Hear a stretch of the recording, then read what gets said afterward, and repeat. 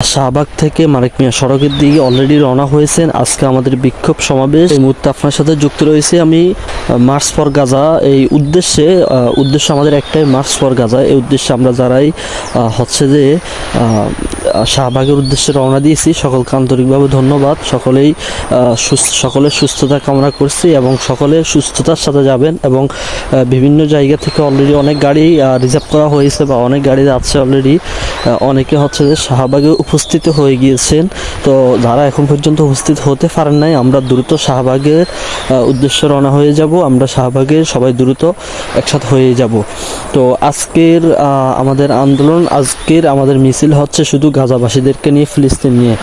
তো March for Gaza আজকে প্রায় অনেক দিন আমাদের বড় বড় ওলামায়ে কেরাম, ডক্টর মিজানুর রহমান আজহারি, আল্লামা মামুনুল হক সাহেব, হেফাজত ইসলামের কর্মী এবং বাংলাদেশ খেলাফত মজলিসের প্রধান চেয়ারম্যান এবং আরও বড় বড় ওলামায়ে কেরাম যারা আমাদের এখানে উপস্থিত থাকবেন এবং অনেক বড় বড় খেলোয়াড় যারা রয়েছেন তারা অনেকেই উপস্থিত থাকবেন।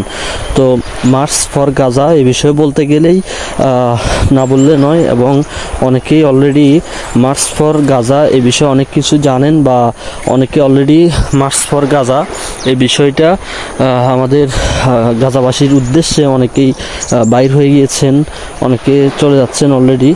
তো সকলের সুস্থতা কামনা করছি এবং মার্চ ফর গাজা আমরা যেখান থেকে আসি উপস্থিত, অনেকে হয়তো যেতে পারতেছি না। তাহলে আমাদের করণীয় হচ্ছে যে যারা ওইখানে আছে বা যারা যাচ্ছে তাদের জন্য আমরা দোয়া করব, তারা যাতে সুস্থভাবে আবার ঘরে ফিরে আসতে পারে। তো ইনশাল্লাহ সকলে ভালো থাকবেন।